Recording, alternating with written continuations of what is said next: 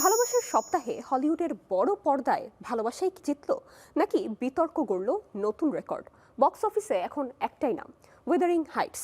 পরিচালনা এবং কাহিনী সংক্রান্ত কিছু সমালোচনা থাকলেও মুক্তির প্রথম দিনেই বাজিমাত করেছে মার্গো রবি জেকব ইলর্ডি জুটির নতুন এই সিনেমা।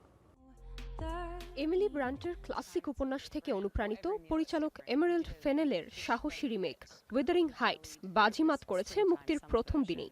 আন্তর্জাতিক গণমাধ্যম বলছে মুক্তির প্রথম দিনেই সিনেমাটির আয় প্রায় $11 মিলিয়ন, আর গ্লোবাল মার্কেটে প্রথম ধাক্কাতেই মোট আয় ছুঁয়েছে $25 মিলিয়ন কাছাকাছি। মূল চরিত্রে রয়েছেন নেটফ্লিক্স স্টার জেকব ইলর্ডি এবং জনপ্রিয় হলিউড অভিনেত্রী মার্গো রবি।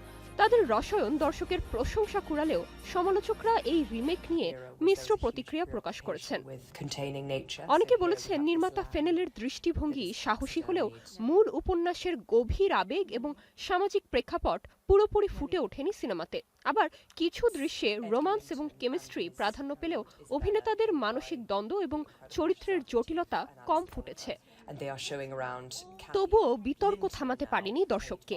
ভ্যালেন্টাইন্স ডে এবং প্রেসিডেন্টস ডে মিলিয়ে লম্বা হলিডে উইকেন্ডে ছবিটি হয়ে উঠেছে বক্স অফিসের 1 নম্বর। ইন্ডাস্ট্রি বিশ্লেষকদের মতে $80 মিলিয়ন বাজেটের এই সিনেমার জন্য এই শুরুটা নিঃসন্দেহে শক্ত বার্তা যে ভালোবাসা হোক বা সমালোচনা, দর্শকরা হলে আসছেন ঠিকই।